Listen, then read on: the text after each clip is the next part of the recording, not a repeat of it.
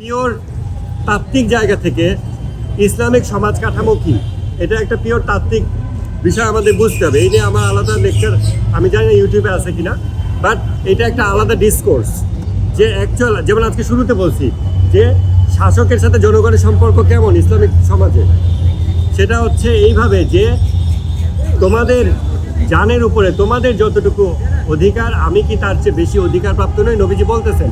তার মানে জনগণ এবং শাসক এইভাবে কানেক্টেড, একই ব্লাড একই ব্রেইন এবং বডিতে মুভ করতেছে ওইভাবে। তো ইসলামী সমাজ কাঠামো আমাদের বুঝতে হবে। ওই সমাজ কাঠামো আসাবিয়াত রোগটাকে এভাবে অ্যালাউ করে না এত বেশি, কিন্তু যখন ওই রকম নেতা আপনার নাই তখন সমাজ বিভক্ত হবেই, হওয়ার সুযোগ সৃষ্টি হয় এবং তখন নানান গোত্রবাদ আবার মাথাচাড়া দিতে পারে। যেই গোত্রবাদকে নবীজি দমন করে গেছিলেন, আরব আজাম কারো একে অপরের উপর কোনো সুপিরিয়রিটি নাই, এগুলো নবীজি বলে গেছিলেন। সেই মুসলমানরা কিভাবে আজকে বাঙালি জাতীয়তাবাদ, বাঙালি মুসলিম জাতীয়তাবাদ, এই মুসলিম ওই মুসলিম, ইরান, ওইসব শব্দের মধ্যে ভেঙে গেল। এক মুসলিম কেন হইল না, এত বিভক্তি কেন হইল, ইরানি, সৌদি আরব কেন হইল? অবশ্যই আমরা ওই সমাজ কাঠামো ভেঙে ফেলেছি এবং আমরা ওই সমাজ কাঠামো আজকে একটাতে আছি, আদর্শটা একরকম। মাঝখানে যে সাম্রাজ্যগুলো গেছে, এই সাম্রাজ্যগুলো যে সমাজ কাঠামো দিয়েছে, ওই সমাজ কাঠামো আসাবিয়াতকে অ্যালাউ করেছে এবং সময়ের সাথে সাথে আসাবিয়াত বিভিন্ন বিষয়কে কেন্দ্র করে ঘটে। আপনি দেখবেন চরমপন্থা, এটা সাইকোলজির বিষয়। আমরা এখন রমজান মাসে আমি একটা ক্লাস নেই, আপনারা আমার ফেসবুকে দেখতে পারেন, আমি 40 দিন ক্লাস নেই।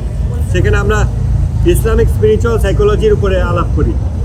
এটা একটা বিষয় যে মানুষের অন্তরের যে কোনো রোগ সে একটা বিষয়কে কেন্দ্র করে চরিতার্থ করে। যেমন যারা চরমপন্থী, যা চরমপন্থা ইটসেলফ একটা রোগ। আপনি দেখবেন চরমপন্থী লোক খোঁজে কোথায় গেলে চরমপন্থী হওয়া যায়, তখন সে আওয়ামী লীগে জয়েন করে, তারপর সে বিএনপি জয়েন করে, লাগলে সে চরমপন্থী জামাত হয়, লাগলে সে চরমপন্থী বাঙালি হয়, চরমপন্থী শাহবাগী হয়। মূলত চরমপন্থা ও নফসের রোগ।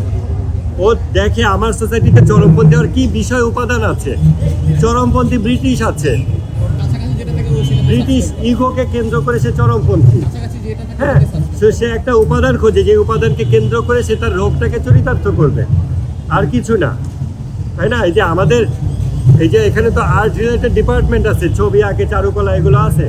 এখন যার ভিতরে নগ্নতা, যৌনতার আবেগ জেগে গেছে, এখন সে ওটাকে কী দিয়ে চরিতার্থ করবে? ও মূর্তিও বানায় ন্যাংটা, ছবিও আঁকে ন্যাংটা, ফিল্ম শুটিং করে ওইটাও ন্যাংটা, সবই ন্যাংটা। কেন ভিতরে ভাই ওইটা আছে। এখনও যখন লিটারেচার লেখে ওটা হয় হুমায়ুন আজাদের মতো লিটারেচার, কারণ ভাই ভিতরে যা আছে ওটাই সে চরিতার্থ করে নানান রূপ দিয়ে খালি। সো মূলত মানুষ তার নফসের ভিতরে যা থাকে এটাকে বিভিন্ন বিষয়কে কেন্দ্র করে চরিতার্থ করে। সো আসাবিয়াত ইটসেলফ একটা রোগ। গত বছর রোজায় আমরা এটার উপর ক্লাস নিচ্ছি, আসাবিয়াতের উপরে। এই রোগ চরিতার্থ করার জন্য বর্তমানে সোসাইটিতে কী কী ফ্যাসিলিটি আছে? Political party. সো যাদের ভিতরে আসাবিয়াতের টেন্ডেন্সি আছে, আমার পিছনে একটা ব্যানার থাকবে, বড় ভাই থাকবে, দলবাজি হবে, কিছু হলে বাহিনী নিয়ে আসবো, এই রোগ এই টেন্ডেন্সি যাদের ভিতরে আছে তারা তখন পলিটিক্যাল পার্টিতে সাবস্ক্রাইব করে। এই সাম্রাজ্যগুলোর সময় ভিন্ন ভিন্ন সুযোগ সৃষ্টি হয়েছিল এবং আমেরিকার পরামর্শক্রমে শিয়া সুন্নি কেন্দ্রিক আসাবিয়াত বিভক্ত করার একটা বিশাল জোয়ার উঠছিল, যে জোয়ারটা এখন আবার ডিক্লাইনের দিকে। সো যখন সোসাইটি আসাবিয়াত চর্চার যে যে উপাদান দেয়, কখনো ধর্মীয় মাঝহাব কেন্দ্রিক, আমাদের এই ভূখণ্ডে কোনো দিন জোরে আমিন বলানে মাথা ফাটাফাটি হয়েছিল আগে। এই ভূখণ্ডে ইসলাম আসছে শত শত বছর, মানুষ একসাথে নামাজ পড়ছে, একসাথে খাইছে, সেখানে এটা কি কল্পনা করা যেত যে মাথা ফাটাফাটি হবে জোরে আমিন বলানে? ওই মানুষটার অন্তর ওই রকম আগে তৈরি করা হয়েছে, তারপর তাকে একটা উপাদান দেওয়া হয়েছে। খালি মারার জন্য একটা উসিলা লাগবে, কিছু হলে জানেও না কিনে মারামারি হচ্ছে, চিল্লাচ্ছে বলে মার, মানে কি বলছে মারতে চায়, এটা তার ভিতরের অবস্থা। একটা সে উসিলা পাইছে, কি নিয়ে মার ভাই, ও কি করছে, জোরে আমিন বলছে, মার, দ্যাটস ইট। সো এইভাবে হিউম্যান সাইকোলজি প্লে আউট করে এবং যেই সোশ্যাল কাঠামো আমাদেরকে ফ্যাসিলিটেট করা হয়, ওই সোশ্যাল কাঠামো কিছু কিছু নাফসের রোগ অ্যালাউ করে, যার ফলে ইতিহাসের পরিক্রমায় কখনো কখনো শিয়া সুন্নি বিষয়কে কেন্দ্র করে আসাবিয়াত চর্চা হয়েছে, কখনো কখনো ন্যাশনাল বর্ডার বাউন্ডারি, কখনো এথনিসিটি, বিভিন্ন বিষয়কে কেন্দ্র করে আসাবিয়াত চর্চা হয়েছে। যে প্রতিটা বিষয় নাম ধরে ধরে নবীজি কবর রচনা করে দিয়ে গেছিলেন। কিন্তু আমরা ইতিহাসে এগুলো দেখি এবং এগুলোকে কেন্দ্র করে হয়েছে। বিষয়টাকে এই ওয়াইডার পার্সপেক্টিভ থেকে, বার্ডস আই ভিউ থেকে দেখতে হবে।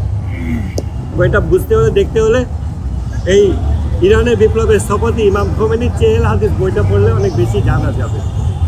তো আমি এই জিনিসটা কভার করলাম।